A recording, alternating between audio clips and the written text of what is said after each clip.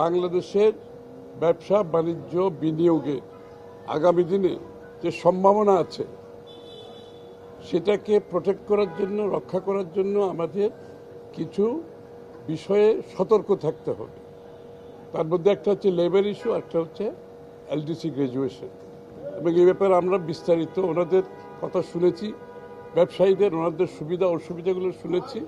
এবং এখান থেকে যেটা প্রতীয়মান হয় পরিষ্কারভাবে যে এলডিসি গ্র্যাজুয়েশনে যাওয়া এই মুহূর্তে বাংলাদেশের বর্তমান এবং আগামী দিনের ব্যবসা বাণিজ্য বিনিয়োগের জন্য সহায়ক ভূমিকা পালন করবে না।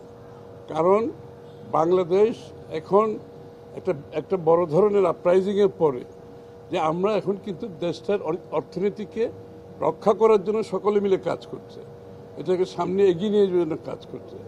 সুতরাং এইটা একটা বিষয়। আর বিগত দিনে এলডিসি গ্র্যাজুয়েশনের পরিপ্রেক্ষিতে যে স্ট্যাটিস্টিক্সগুলো দেওয়া হয়েছিল এগুলো প্রশ্নবিদ্ধ আছে।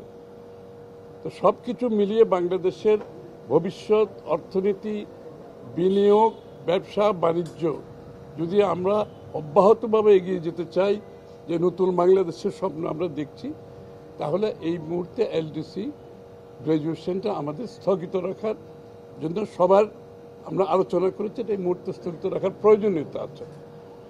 এবং এই ব্যাপারে ওনাদের এটাও মতামত দিয়েছেন যে এই সরকার বর্তমানে যে এলডিসির বিষয়ে একটা চিঠি দেওয়া দরকার ইউএনকে, জাতিসংঘকে, যে কি এটার বাংলাদেশ সত্যিকার অর্থে এখন রেডি আছে কিনা, এই মুহূর্তে রেডি আছে কিনা, যে বর্তমান সরকারকে অনুরোধ করা হচ্ছে তারা যাতে চিঠি দেয় এবং ইউএনের রিপ্রেজেন্টেটিভরা এখানে এসে সরেজমিনে দেখে বাংলাদেশের রেডিনেসটা আছে কিনা এটা প্রত্যক্ষভাবে দেখার প্রয়োজনীয়তা আছে।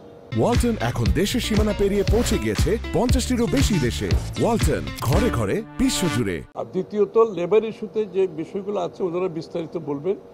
আমি শুধু এটাই বলবো যে লেবার ইস্যুতে যে আমাদের রেটিফিকেশনের ব্যাপারে ওনাদের কোনো সমস্যা নাই, কিন্তু অন্যান্য ইউনিয়নের যে বিষয়গুলো নাম্বার নিয়ে যে বিষয়গুলো আছে সেখানে এই পরিবর্তনটা আনলে সত্যিকার অর্থে শ্রমিকদের কোনো ভাগ্যের পরিবর্তন হবে কিনা এটা বিবেচনা করা দরকার, কিংবা ইউনিয়নগুলো এফেক্টিভলি কাজ করতে পারবে কিনা এটাও বিবেচনা করা দরকার।